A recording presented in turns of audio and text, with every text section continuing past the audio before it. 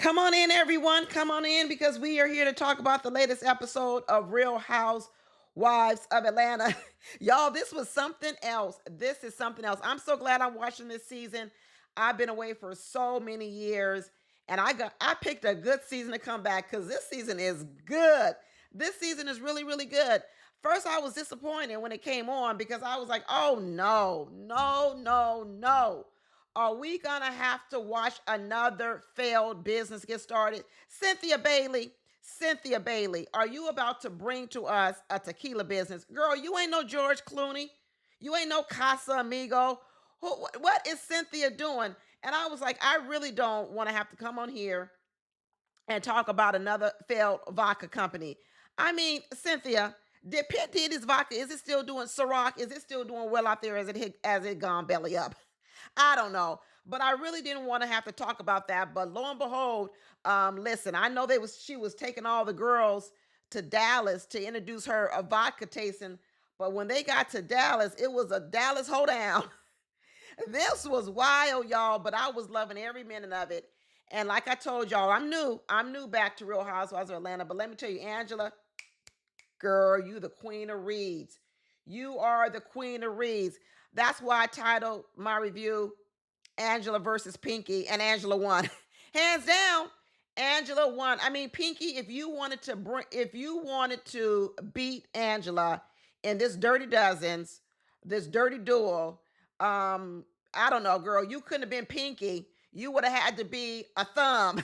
Because let me tell you, you would need to be a thumb, a hand, a foot, because Angela put her foot up Pinky's ass. Forget a pinky, forget a pinky. Angela over here working with feet and toes. She ain't just working with no pinky.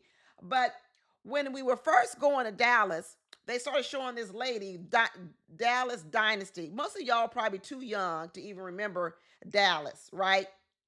You too young to remember it. Shit, I was young. So I know y'all too young, but I remember Dynasty. I remember all the glam, the glitz. That was the beginning of the glam and the glitz. And but when they had that lady on there, Adrienne Maloof, I was like, who's this black woman? Who is this? This ain't Diane Carroll. How the heck has Angela Maloof gone from a white woman to a black woman?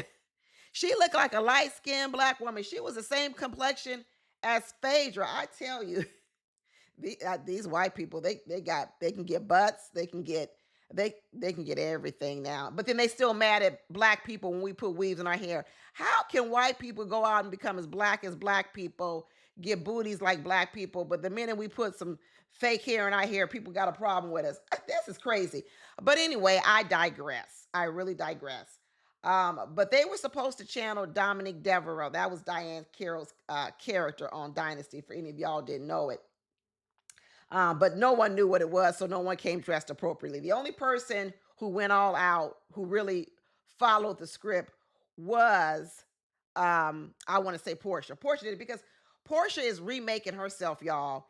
And I know she did that interview with what's his name, Carlos King. Porsha is remaking herself to be the matriarch of the show. You see, she's going to be the wise one. She's going to be the one that sort of so what's it, gets the ensemble cast to go to be there. She's making herself to be that person. She's going to bring a little bit of a storyline, but she's not going to try to carry the entire show. I must say, I did watch part of that Carlos King interview, and she has shown some maturity. I mean, hopefully she is now. What, how old is Porsha? 45 years old, and she's lived life. She's been through some things. She's had children. She's had divorces. She's had marriages. Now she's over here dibbling, dabbling in the other community, and she said she's been bisexual since she was a 6-year-old. Tell you the truth, that's what she said on the Carlos King. Y'all, I'm just telling you what you said. She said her first girlfriend was a white girl when she was 6 years old, and that's when she knew that she was attracted to the opposite sex. But what made her indulge now? Because she's like Megan Thee Stallion. She's tired of these men cheating. She's tired of these men doing her dirty. And what she's saying is, maybe if I go on over here to Lady Pond, the ladies will be nicer to me. Maybe there won't be so much drama. I might do a video on this. I might do a video on Is monogamy dead? Is monogamy dead? Let me just give you a quick answer without giving you a 30-minute video. It is for rich men. It is. I don't even know why women won't accept it. It is. It's dead for rich men. Unless that rich man is now like 80 years old. I don't even want to say 60 no more because you saw on that age of attraction that you got 60-year-olds acting a fool. How long does it take a man to mature? We saw on age of attraction 60 ain't long enough. 60 ain't long enough. You probably need to be about 70 or 80. And according to some of these black men, since black men don't live beyond 72, 73 years old, then I guess you can't never expect it. Since they don't live, let me tell you what it will take. How old will they have to be before the majority of these men stop cheating? And I'm not going to say every man, but I'm going to be like that other date. What's that guy who does the dating? He match makes the daters. He's real popular. He says not every man cheats, but he says anywhere between 70 and 90% do. Damn, 70, 90%, you might as well just say all of them cheat because let me tell you something. If you was looking at a weather forecast on your phone, he said, let me check the weather. I'm in LA. Let me check the weather in LA.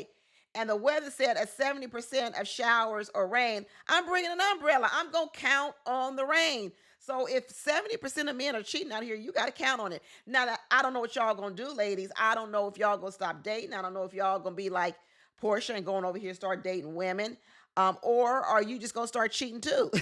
Hey, listen, if they can dish it, can they take it? I don't know what's going to go on. Or is it gonna be like who was the lady back on Huntsville, Love and Marriage Huntsville, Melody? Back then she said, uh, let them cheat with some not privacy, respectful cheating.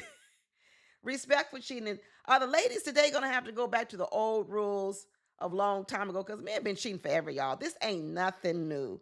This ain't nothing new. The only difference is women were so dependent upon men that when the man cheated, they couldn't leave because they were so dependent on the man's income. Now, what the woman can do is go, deuces, I'm out. She can do that. She can say, deuces, I'm. That's why I'm telling you right now, don't give up no money, ladies. Listen. I know all these people want the soft life. That's good, but have the soft life with your own bank account. Okay, that's a good combination. Soft life, but he funds a private bank account because you need to be able that if that person asks for food, you got to be able to say deuces if you need to. You really, really do.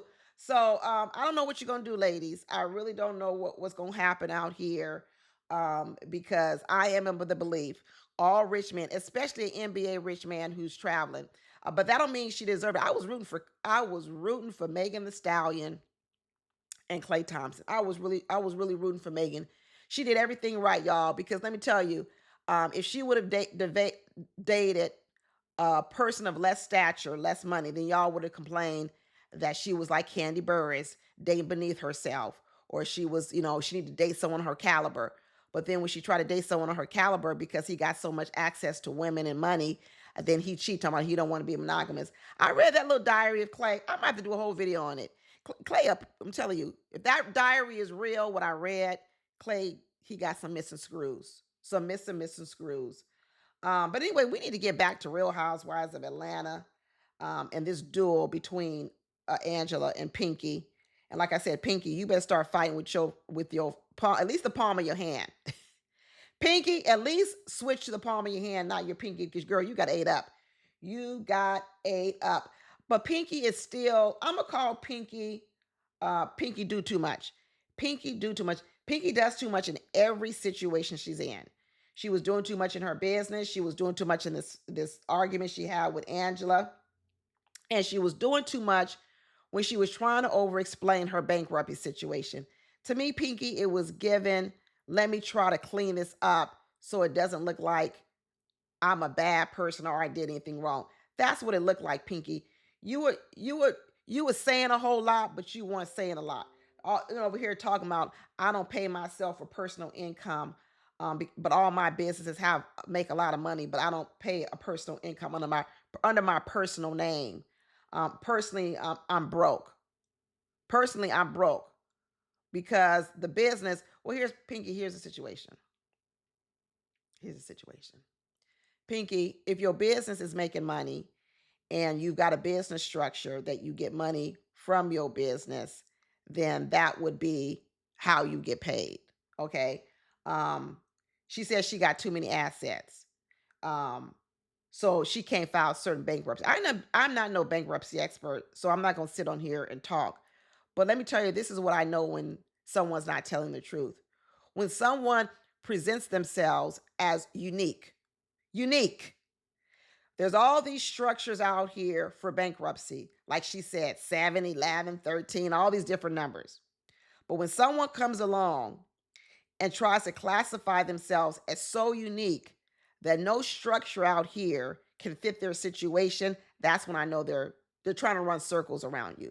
We're not unique people. Our circumstances are unique. I know we want to believe our lives are so unique that whatever is happening to us has never happened to anyone else. It's just not true. You're not that unique. So I don't have the answer for Pinky, but I know the answer exists. So for her to be walking around talking about she can't do 7, she can't do 13, she can't do this, she can't do that, as if her situation is so clean and it's not like the other bankruptcy people. I don't fit into the other bankruptcy buckets. Girl, this is when I know you doing too much. You doing too much. And I don't have time to sit out here and research it, Pinky. I'm not going to research no bankruptcy laws just so I can counter you. I know some of you out there know them. You counter her. You drop down in my comments and you tell me what was the bullshit that Pinky was talking about. Because I'm going to tell you, there was some bullshit up in there. There might have been some truth, but there was some bullshit. That's what it looks like. What people do to confuse you is they sprinkle truth with lies to confuse you. And then what you do is you let it alone. You don't go any deeper. But Angela said, listen, I don't care how many twists and turns you make, Pinky, doing all that work. You broke. Thank you. No matter how you slice it, Pinky, bankruptcy means you can't pay your debts. Goodness. How many different ways do you want to package this up? Maybe this is around when they was talking about Pinky was selling meat in her Jamaican restaurant. she ain't really no she ain't really no vegan. Pinky over here trying to say, yeah, just like y'all say I ain't no really no vegan. I'm really not broke. I really got money. Girl, no, Pinky. No, Pinky, not at all. But Shamia was listening to all this and she was getting twisted and turned around and her eyes was getting big and she was like, oh, maybe I don't understand business enough. Maybe my husband Gerald, who actually runs a multi-million dollar company, maybe he is right. Maybe I don't need to be getting in this mess and doing business in a foreign country in Grenada, trying to have peach rum, and they don't even grow peaches in Grenada. I got to import peaches. Girl, ain't you seen the tariffs? Ain't you seen these Trump tariffs? Girl, Shamia, go sit down. Go sit down. Angela said, I'm going to be truthful. I filed for bankruptcy just to save one of my properties. And she said, let's be clear. I don't owe nobody. I lost all my money, $2 million, my money. That's what I lost, my money. I did not lose anyone else's money. I ain't out here not paying no one. And so I want to make sure that there's a distinction between me and Pinky. And they started getting everybody's money. They started asking K. Michelle, did you sign a prenup with her new husband, the dentist, the dental implant guy? And K. Michelle said no. And I was just like, K. Michelle, why wouldn't you have a prenup? And let me tell you something, prenups are just not for people with money and assets. Don't you have a house, K. Michelle? I thought K. Michelle had a house. And if she don't have a house, I don't know why she ain't got no house at this point in her life. But it doesn't matter. Everyone should have a prenup. Even if it's just not taking on someone's debt, it's just extra layer of protection. Whether you own a car, a house, anything, get a prenup, K. Michelle. This was crazy. But then here was the crazy thing about K. Michelle. She sat on here and she said that she doesn't have a prenup. Because what? She trusts him. But yet, in the same breath, she didn't like the fact that he wasn't on social media so she can keep track of his social media. But then she was like, yeah, well, maybe it's good he's not on social media because nobody can track him. Girl, maybe he got an alias on social media. You ever think about that? Maybe he ain't got a real name on social media. So in one way, you trust him enough, if that's what you want to say, not to have a prenup. But then you over here worried about social media that you don't trust him, talking about he could be sneaky. Those are the ones that could be sneaky. Girl, which one is it? Because if you believe he can cheat and if you believe he can be sneaky, then you should have got a prenup. God damn, this is easy. This is easy math. I'm starting to wonder, does K Michelle have good business sense too? I'm really starting to wonder that too. And then K Michelle was trying to be messy talking about um Drew's man, Black, the African, was in her DMs. And I said, what? K Michelle, you a married woman. Why would you be bringing this up? Talking about he's in your DMs. And then when they show proof of the DMs, it's from 2024. Girl, K Michelle, you look foolish. You look foolish. You bringing up DMs this man said to you in 2024, and it's 2026, even if you film this in early 2026, 2025, still, that ain't the time that Drew is claiming this man to this degree. That looked foolish. Girl, stop. Bye. That was ridiculous, K Michelle, trying to be relevant. Um, K Michelle needs a lot of attention. I'm gonna put it that way. um, you're starting to see why she altered her body a lot, because a lot of ways it is to get more attention. She needs attention because even this whole kerfuffle over the rooms, I don't know when these ladies are going to realize that it's very hard to find a house where one house that has enough bedrooms for all you ladies to never have to share a bedroom. And this was probably the best. At least they had their own bedrooms. Now, one person might have been in the outhouse, as they said, the guest house, all this. But the idea that everyone's gonna be able to fit in one big house and there be at least 10 bedrooms, these ladies need to get over it. Get over it. You know, Pinky says she's fine being in a tiny house because she says she got too much male energy anyway. Um, and well, if Pinky had male energy, I don't know what then you were saying Angela was bringing at that table. But Angela didn't break a sweat though. I gotta say, she read Pinky down and didn't even break a sweat. She didn't even need to use her muscles. In fact, we ought to might have called Angela Pinky because she barely lifted the pinky. She barely lifted the pinky, girl, and she took care of Pinky. I don't know what to tell you. But then Kelly and Shamia was all mad because they had to be in the pool house and the pool house was dirty. Now, I'm with y'all with a dirty house and some dirty stains on some sheets. That ain't gonna work. That is not gonna work. That house is like it'd be empty for a whole year. They probably the first people that stayed in that house for I don't know how long. That's what I'm thinking, y'all. That's exactly what I'm thinking. But what I didn't like about Kelly and Shamia, and also K Michelle, is that they boycotted the dinner. And K Michelle looked beautiful without makeup. So what I didn't understand is K Michelle said, I can't come to dinner because I ain't got a glam team. Girl, you on camera right now. You're on camera without a glam team. You're filming scenes without a glam team. Why does K Michelle have to have all this attention? Her and her husband are not gonna stay married long. I'm gonna tell you that right now. It's not because K Michelle makes a problem out of everything. And after a while, anyone, I'm not even gonna say a man, anyone, as her roommate, I would get tired of it. I would get tired of every situation. There's a problem with it. Nothing is right according to K Michelle. She complains about everything. So what ends up happening is even things that are valid, because she complains about everything, you're gonna start tuning them out. So even her valid complaints ain't gonna get nothing. But K Michelle needs a lot of attention. I'm even starting to believe that the reason K Michelle is leaning into country music is because she felt she wasn't getting enough attention in R&B. People know K Michelle, but I even believe, well, let me switch over here and I can be the black girl in country, and then I could be the only black girl in country and I can get more attention. I believe K Michelle does everything for attention. That's what I'm starting to believe. Like I said, I'm new. I'm new coming back, and I'm gonna keep my eye on it. But right now, that's what I'm gonna believe. That is exactly what I'm gonna believe. But I'm gonna tell you, they didn't want to come to dinner. But the minute they heard all the kerfuffle going on and over there, all three of them shimmied on over there. So wait a minute, you couldn't come to dinner, but now that there's some mess going on, you find your way back over to the table to get into it. So next thing you know, Shamia, Kelly, they all over there. It was a hot mess. It was a hot. I didn't like that. They was comfortable sitting by the pool with their Jack Daniels, they honey Jack Daniels. That's the one I drink, K Michelle. The honey Jack Daniels. It's good. I ain't gonna lie. I drink it with a little 7 Up. It's good. It's really, really good. And they didn't want to come, but they shimmied their way back on over there to the crowd, and they sat up. They got a ringside seat to everything that was going on. Everything that was going on. And I mean to tell you, Pinky was landing some shots. And honestly, not Pinky, Angela was landing some shots. Pinky really escalated the fight. She really shouldn't have.